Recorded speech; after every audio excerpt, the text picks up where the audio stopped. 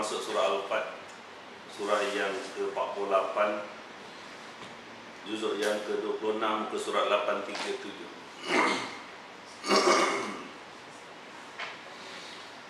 A'udzu billahi minasyaitonir rajim. Bismillahirrahmanirrahim. Kita masuk surah baru, surah Al-Fat. Okey. Kita sudah berapa bulan, hampir setahun saya rasa kita menyentuh surah-surah Makkiyah. Kita sudah menyentuh panjang lebar tentang surah Yusuf. Kita sudah menyentuh surah Al-Qasas, surah Sad, dan juga surah Maryam yang turun ketika Rasulullah berada di Mekah sebelum Rasulullah berhijrah ke Madinah. Jadi kita tukar bicara, iaitu kita masuk surah Al-Fat, satu surah yang turun selepas Rasulullah berhijrah di Madinah, yang itu sebahagian daripada sirah ataupun sejarah perjalanan perjuangan Rasulullah SAW. Jadi kita tengok surah Al-Fat yang turun pada akhir tahun ke-6 Hijrah. Bismillahirrahmanirrahim. Inna fatahna laka fatham mubina. Sesungguhnya kami telah beri kepada kamu kemenangan yang nyata, supaya Allah memberi ampunan kepada kamu terhadap dosa kamu yang lalu dan dosa kamu yang akan datang, serta menyampurnakan nikmatnya atas kamu, memimpin kamu ke jalan yang lurus, supaya Allah menolong kamu dengan pertolongan yang banyak. Dialah yang telah menurunkan ketenangan dalam hati orang-orang mukmin, supaya keimanan mereka bertambah di samping keimanan mereka yang ada. Kepunyaan Allah tentera langit dan bumi, dan adalah Allah Maha mengetahui lagi Maha bijaksana, supaya Allah memasukkan orang-orang mukmin laki-laki dan perempuan ke dalam surga yang mengalir di bawahnya sungai-sungai. Mereka kekal di dalamnya, dan supaya Dia menutupi kesalahan-kesalahan mereka. Yang demikian itu adalah keberuntungan yang besar di sisi Allah. Baik. Kalau awak nak tahu ayat Al-Quran, awak kena tahu sejarah Rasul. Baik, saya ceritakan dahulu kisah sejarah Rasul yang dijadikan asbab nuzul turunnya surah Al-Fat ini. Selepas Rasulullah berhijrah daripada Mekah ke Madinah, tahun pertama Rasulullah banyak berdakwah kepada orang-orang Bani Israel Madinah. Pada 17 Ramadan tahun kedua Hijrah, Rasulullah berperang dengan Quraisy Mekah dan menang dalam peperangan Badar. Setahun kemudian, 6 Syawal tahun ketiga Hijrah, tentera Islam kalah dalam peperangan Uhud. Pada tahun ke-4 Hijrah, Perang Badar 2, senang cerita Badar yang kedua tak jadi perang. Hanya Rasulullah dan 150 sahabat dia saja yang datang ke Badar. Pada tahun kelima, Quraisy Mekah bersekutu dengan Yahudi Khaybar, bersekutu dengan Bani Sulaim, Bani Amir, bersekutu dengan Arab Kristian Ghatafan. Dalam tentera yang dikenal sebagai tentera Ahzab, mengepung orang-orang Islam di Madinah dalam peperangan Khandaq. Itu berlaku pada tahun ke-5. Pada tahun ke-6 selepas kembalinya perang Al-Mukhtalik, pada bulan Zulkaidah, Rasulullah sesudah bermimpi masuk ke Mekah dengan keadaan aman, bercukur makai ihram. Rasulullah sudah bermimpi. Allah beri mimpi pada Rasul untuk mengerjakan haji dan umrah dengan keadaan aman. Orang-orang Islam yang sudah 6 tahun meninggalkan Mekah memang menanti-nanti untuk kembali ke Mekah tanah airnya, untuk bertawaf di Ka'bah, membesarkan Baitullah. Apabila Rasulullah berkata dia bermimpi nak pergi Mekah dengan aman, maka orang-orang Islam sendiri sudah beria-ia hendak pergi ikut serta. Faham? Jadi itulah yang berlaku pada akhir tahun ke-6 Hijrah. Rasulullah SAW mengerjakan haji bersama 1.500 orang lebih kurang. Bertolak daripada Madinah sampai di Bir Ali. Dia niat ihram umrah sebab dia nak haji tamattu'. Orang-orang Mekah memang tidak membenarkan lagi. Okey? Jadi sebelum Rasulullah SAW sampai di Mekah, masuk ke tanah haram, orang-orang Mekah sudah membuat persediaan. Okey?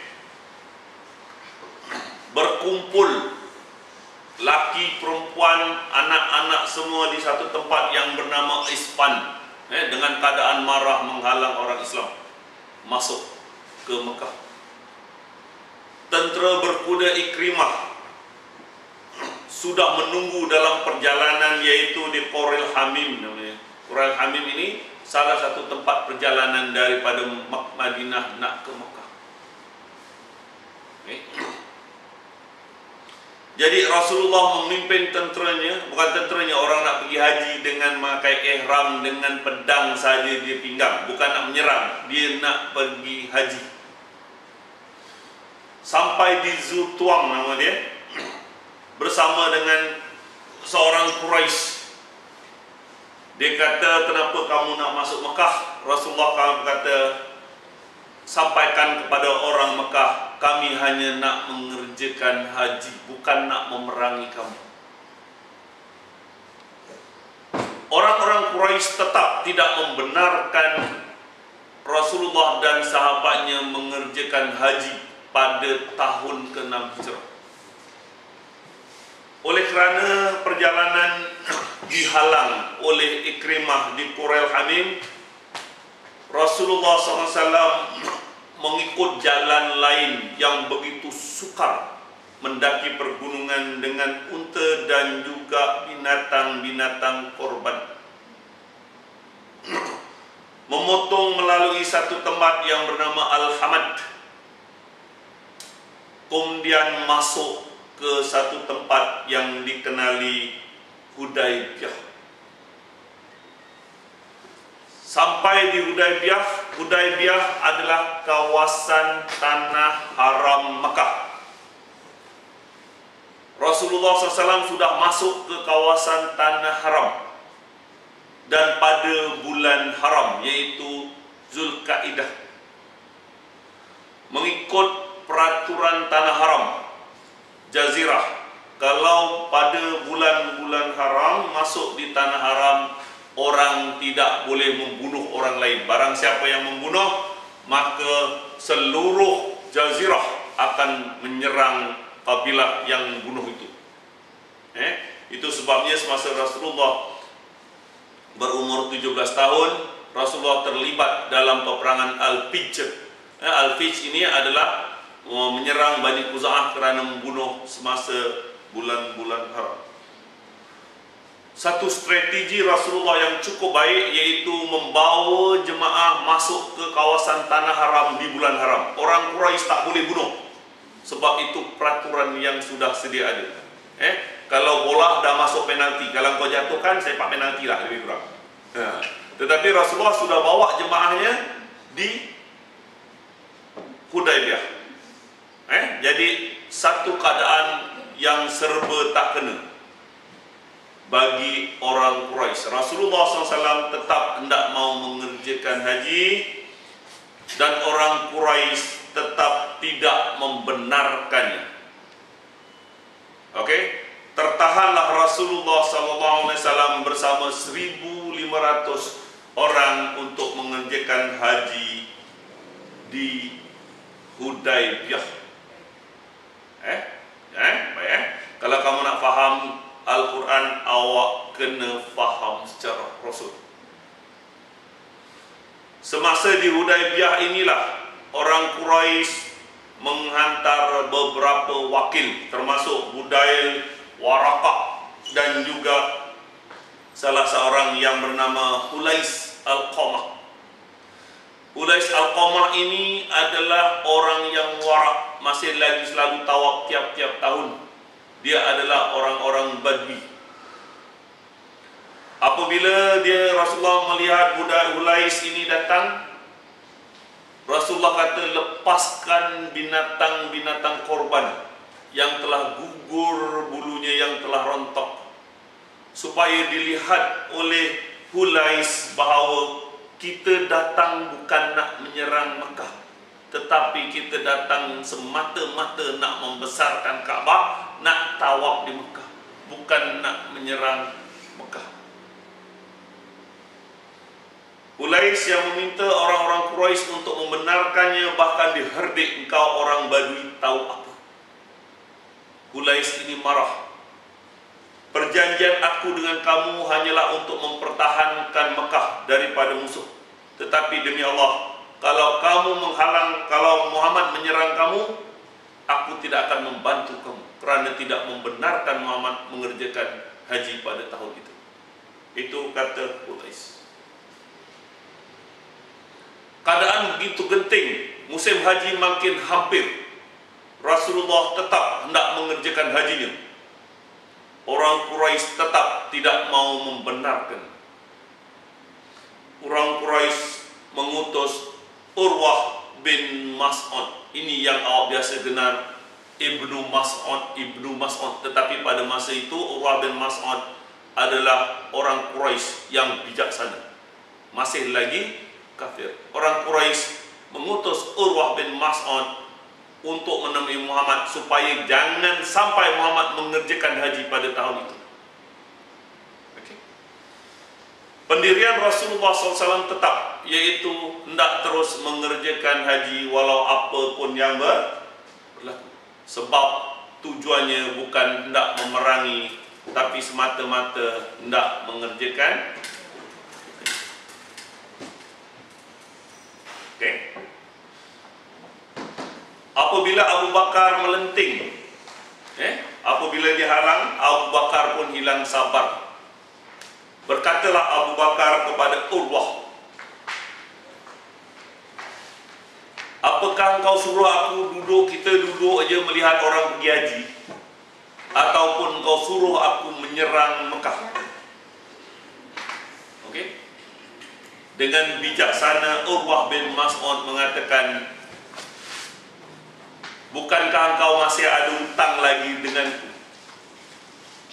Jadi satu strategi jawapan politik yang cukup bisa.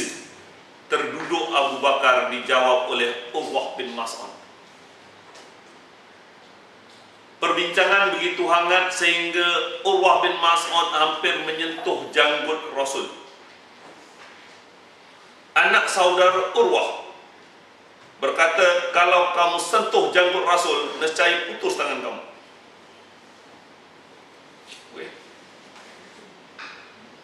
Urwah bin Mas'ud berkata, bukankah kamu baru saja belajar mencuci kemaluan kamu? Merujuk anak saudaranya itu sebelum pindah ke Madinah telah membunuh 3 orang Bani Sakib. Kabilahnya terpaksa membayar diat. Begitu sekali bijaknya Urwah bin Mas'ud, wakil Quraisy. Tetapi keputusan tidak dapat dicapai. Kata Urwah kepada pemimpin Quraisy, aku telah pergi ke istana Kisra Parsi. Aku telah pergi istana Putih Bazan. Aku telah pergi istana Abyssinia. Aku telah pergi ke Kaiser Rum. Demi Allah, aku tidak pernah melihat pemuka-pemuka mereka membela raja pemimpin mereka seperti mereka membela Muhammad bin Abdullah. Demi rambutnya jatuh sekalipun sudah ada orang yang mengambilnya.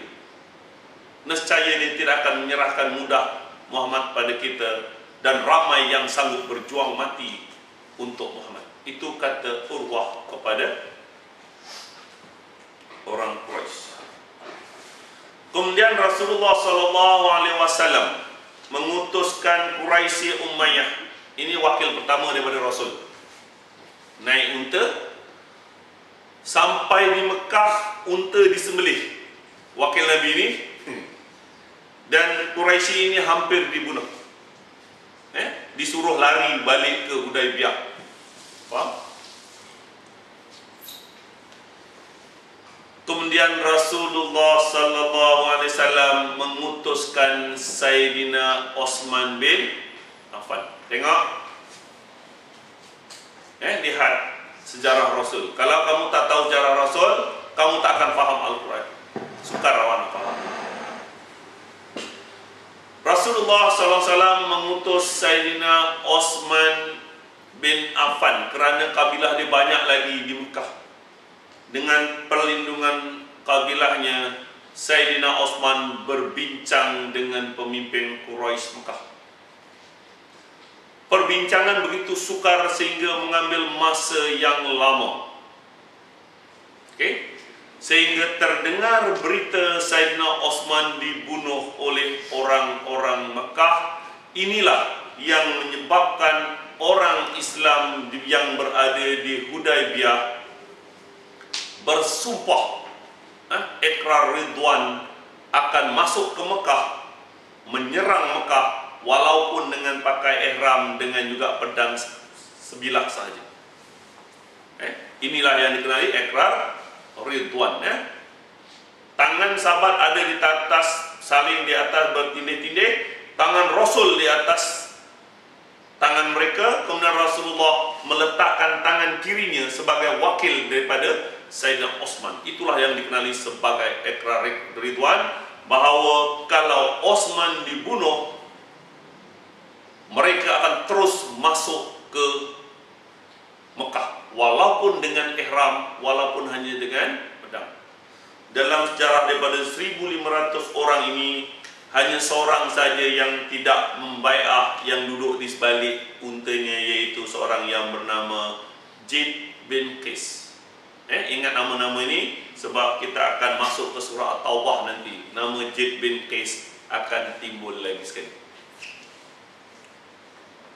Alright. Jadi itulah yang dikenali sebagai ikrar ridwan, sumpah orang Islam nak masuk ke Mekah walaupun dengan kain ihram dia. Okey, hebat perjuangannya. Alright. Tidak lama kemudian muncullah Sayyidina Osman dengan wakil Quraisy yang bernama Suhail bin Amr. Okey, Suhail bermaksud mudah. Suhail bermaksud mudah. Alright. Jadi bermusyawarahlah satu keadaan yang begitu genting antara Rasulullah dan juga wakil dari Quraisy. Rasulullah SAW terus hendak mengerjakan haji pada tahun itu.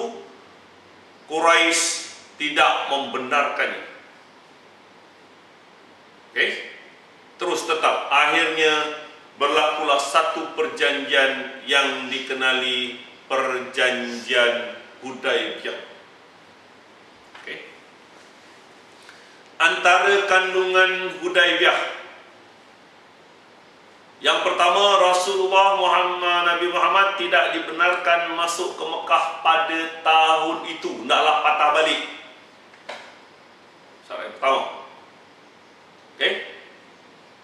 Dibenarkan masuk pada tahun berikutnya 3 hari sahaja di Mekah dalam keadaan aman.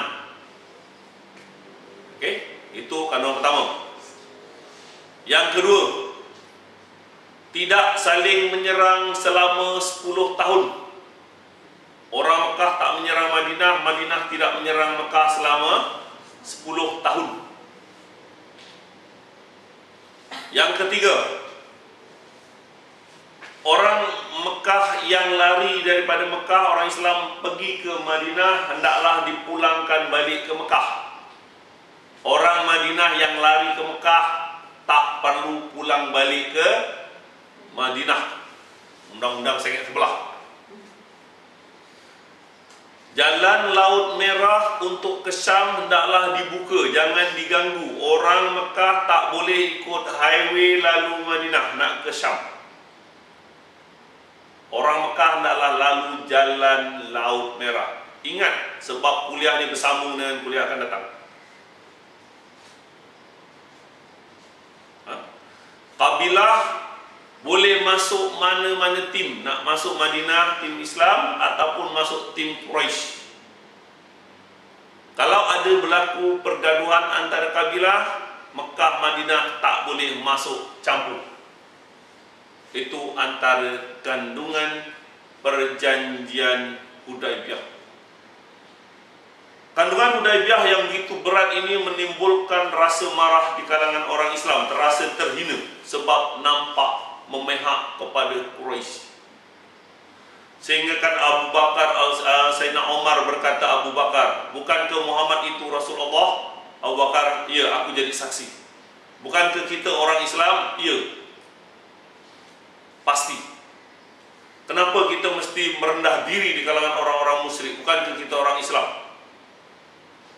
Abu Bakar berkata, Sayyidina Umar, duduklah saja ya Umar. Tapi Sayyidina Umar tidak mau terus duduk diam, berkata kepada Rasulullah, bukankah kamu ini Rasul Allah? Nabi menjawab, pasti. Bukankah kita orang Islam? Pasti. Mengapa kita mengalah dalam hal agama? Rasulullah menjawab, aku jadi saksi tidak ada Tuhan yang berhak disembah oleh Allah, melainkan Allah, dan aku adalah Rasulnya. Aku adalah Rasulnya. Aku pasti Allah akan menolongku. Begitulah antara kandungan kata-kata Rasulullah terhadap Sayyidina Umar. Oke? Maka ditulislah perjanjian Hudaibiyah ini yang menulis Sayyidina Ali karamallahu. Apabila Rasulullah SAW mengatakan, tulislah Ali, Bismillahirrahmanirrahim, Suhail bin Ammar berkata, aku tak kenal Ar-Rahman Ar-Rahim. Okey? Terus tulis saja Bismillahirrahmanirrahim macam tu lebih kurang apa maksud? Dengan nama Allah. Dialah Tuhan.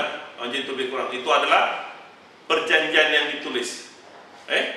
Apabila disuruh ditulis Bismillahirrahmanirrahim, Suhail berkata, aku tak kenal Ar-Rahman Ar-Rahim. Aku kenal Bismillah saja, dengan nama Allah. Itu saja lebih kurang. Rasulullah berkata, tulis saja ya Ali. Ditulis lagi, inilah adalah perjanjian antara Suhail bin Ammar, wakil Quraisy, dan juga Muhammad Rasulullah sallallahu alaihi wasallam. Okey, Suhail lagi sekali. Kalau aku engkau sebagai Rasulullah, sudah pasti aku tidak menentang kamu. Tulis saja perjanjian antara Suhail dan Muhammad, maka ditulislah perjanjian ini. Faham? Faham? Alright. Itu adalah kandungan perjanjian Hudaibiyah yang berlaku pada akhir tahun ke-6 Hijrah di Hudaibiyah. Baik, sekarang kita baca ayat Al-Quran. Cuba fahamkan surah Al-Fat. Sesungguhnya kami telah memberikan kepada kamu kemenangan yang nyata, supaya Allah memberi ampunan kepada kamu terhadap dosa yang telah lalu dan dosa yang akan datang, menyempurnakan nikmat kamu atas kamu, memimpin kamu ke jalan yang lurus. Allah sendiri yang memberitahu bahawa perjanjian Hudaibiyah ini adalah satu kemenangan yang besar. Rasulullah berkata, aku lebih cintai daripada ayat surah ini daripada seluruh dunia alam ini. Okay? Kerana satu berita kemenangan yang pasti dijanjikan oleh Allah. Nanti kita akan mengulas. Supaya Allah memberi ampunan kepada kamu dosa-dosa kamu yang telah lalu dan dosa yang akan datang.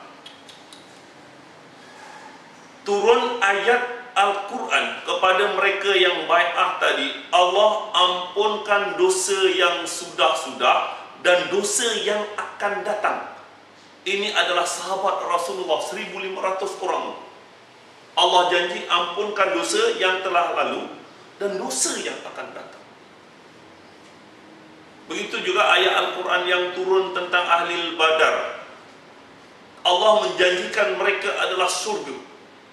Ini adalah orang-orang yang bersama Rasulullah SAW 1.500. Allah dah jamin, Allah ampunkan dosa mereka yang sudah-sudah dan dosa yang akan datang. Jangan awak main-main dengan sahabat Rasul. Jangan awak cerita yang bukan-bukan terhadap mereka. Sebab Allah sendiri sudah bagi jaminan kepada mereka ampunan dosa yang sudah dan yang akan datang. Menyempurnakan nikmatnya atas kamu, memimpin kamu ke jalan yang lurus, supaya Allah menolong kamu dengan pertolongan yang banyak. Kuliah yang akan datang akan memberitahu kepada kamu perkara-perkara yang berlaku selepas perjanjian Hudaibiyah. Betapa banyak pertolongan Allah kepada orang Islam selepas perjanjian Hudaibiyah.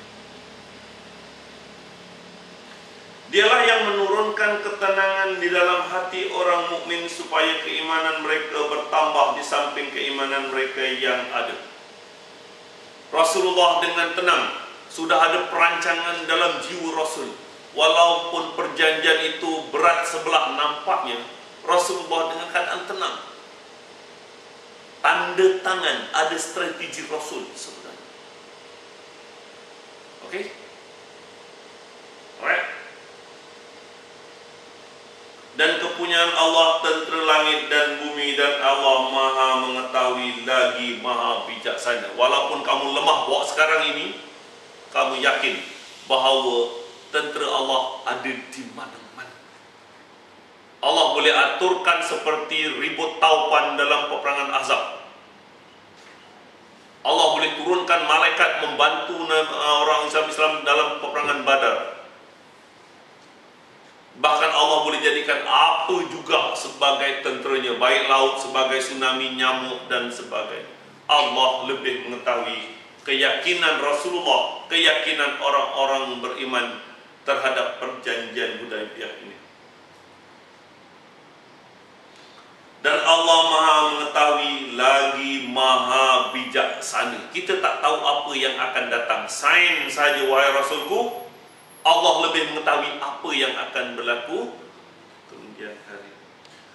Supaya dia memasukkan orang-orang lelaki dan perempuan di dalam surga yang mengalir di bawahnya sungai-sungai, mereka kekal di dalamnya, supaya dia menutupi kesalahan-kesalahan mereka. Yang demikian itu adalah keberuntungan yang besar di sisi Allah, supaya Allah menutupi kesalahan-kesalahan mereka. Alright. Daripada 1.500 orang yang ikut dalam perjanjian Hudaibiyah ini, Rasulullah tutup keaifan, kesalahan-kesalahan mereka. Tadi Allah ampunkan, sekarang Allah tutupi keaifan mereka. Faham? Alright? Dan supaya Allah mengazab orang-orang munafik dan orang perempuan dan orang-orang musyrik laki-laki dan perempuan yang mereka berprasangka buruk terhadap Allah, supaya Allah mengazab orang-orang munafik laki-laki dan perempuan. Di kalangan orang yang ikut pergi haji, ada seorang yang bernama Zaid bin Qais. Dia tidak mau bai'ah dalam ikrar Aqabah. Ketika sahabatnya bersumpah akan memperjuangkan, akan masuk Mekah untuk membela darah Osman, Zaid bin Qais selindung bawah unta. Allah mengetahui. Okey. Jadi Allah beritahu supaya Allah mengazab orang-orang munafik laki-laki dan perempuan dan orang musyrik laki-laki dan perempuan yang mereka berprasangka buruk terhadap Allah. Mereka akan mendapat giliran kebinasaan yang amat buruk. Giliran kebinasaan. Allah tidak menghancurkan sekali, tapi mengikut masa yang tertentu kalau Allah hendaki. Dan Allah memurkai, mengutuk mereka sediakan bagi mereka neraka jahanam. Neraka jahanam itu adalah tempat sejahat-jahat untuk kembali kepunyaan Allah, tentera langit dan bumi, dan Allah Maha Perkasa lagi bijaksana. Baik, kita sudah mengulas tentang perjanjian Hudaibiyah. Terlalu banyak untuk kamu mengetahui lebih lanjut. Saya rasa cukup sampai ayat ke-7 untuk kamu faham mengenai perjanjian Hudaibiyah. Ada apa yang kamu tak faham mengenai perjanjian Hudaibiyah? Ada apa yang kamu tak faham? Baik, ulas balik pada Ustaz tempoh hari yang dia mengatakan baca inna fatahna laka fatham mubina. Kalau nak bersalin, nak beranak, nak senang, air sebusuh, baca ayat ini 3 kali, selawat 3 kali, minum, senang beranak. Demi Allah, ayat Al-Quran ni surah Al-Fatah ada kena mengena dengan beranak bunting. Yang ada hanyalah perjanjian Hudaibiyah, yang ada adalah jarah Rasul nak mengerjakan haji ditahan di Hudaibiyah. Ayat yang pertama kata saya. Ini adalah orang-orang yang tak faham Al-Quran. Kuliahnya bagus, yang lain bagus mengenai hijrah, tapi ada unsur-unsur bertawakal pada air. Dia kata kalau nak kunci tak boleh buka pun baca surah ni, ayat ini. Baca ayat ini nanti senang. Tak ada kena-mengena dengan pintu kunci. Tak ada kena-mengena. Sama seperti wa may yattaqilah, cerita mengenai edah talak rujuk dibuat sebagai pelaris. Cerita ni orang cerita mengenai perjanjian Hudaibiyah. Begitu sukarnya orang-orang Islam nak pergi haji, dia senang je ambil baca ayat ni 3 kali, selawat 3 kali, wah senang beranak. Tengok, lihat sekali, tengok. Halo. Awak wa tawakkaltu 'ala Allah wa kafa billahi wakila. Tawakal hanya pada Allah, jangan tawakal pada air, jangan tawakal pada ayat, jangan tawakal pada yang lain. Iman ada 6, tawakal hanya pada 1 saja. Kalau awak nak senang beranak, jaga makanan awak, jaga kesihatan awak, pergi cek doktor, betulkan baby masa nak keluar kepala kat bawah ke dan sebagainya. Jaga makanan, jangan kolesterol tinggi dan sebagainya. Jangan ada kencing manis dengan keadaan mengandung, nanti anak lebih besar daripada maknya. Dan apa juga yang awak boleh fikir sesuai mengikut hukum akal dan adat. Kemudian berdoa terus kepada Allah, ya Allah, mudahkan urusan beranakku. Kalau Allah kata bagi, alhamdulillah. Kalau Allah tak bagi, labung aja lah. Okey? Manalah kita tahu kita dah doa sana sini, tiba-tiba usus terbelit kat leher ke, manalah kita tahu. Allah lebih mengetahui. Kita sebagai usaha ikhtiar, gunakan akal dan adat kamu. Kemudian berdoa kepada Allah dengan bahasa yang kamu senang nak faham.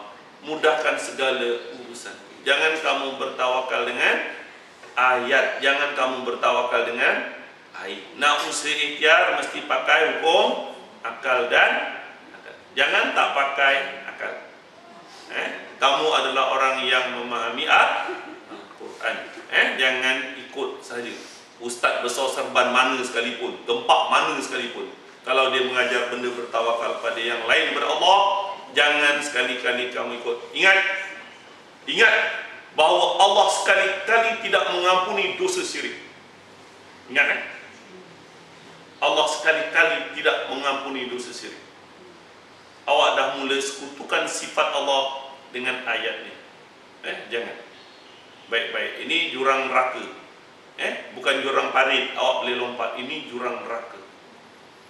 Jaga diri, jaga iman. Okey? Jadi insya-Allah kita akan sambung kuliah surah Al-Fat ini pada minggu hadapan. Ada apa nak tanya mengenai perjanjian Hudaibiyah?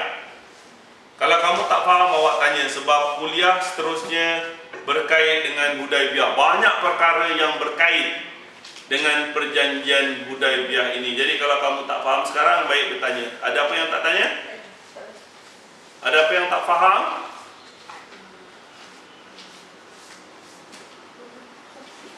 Tak ada?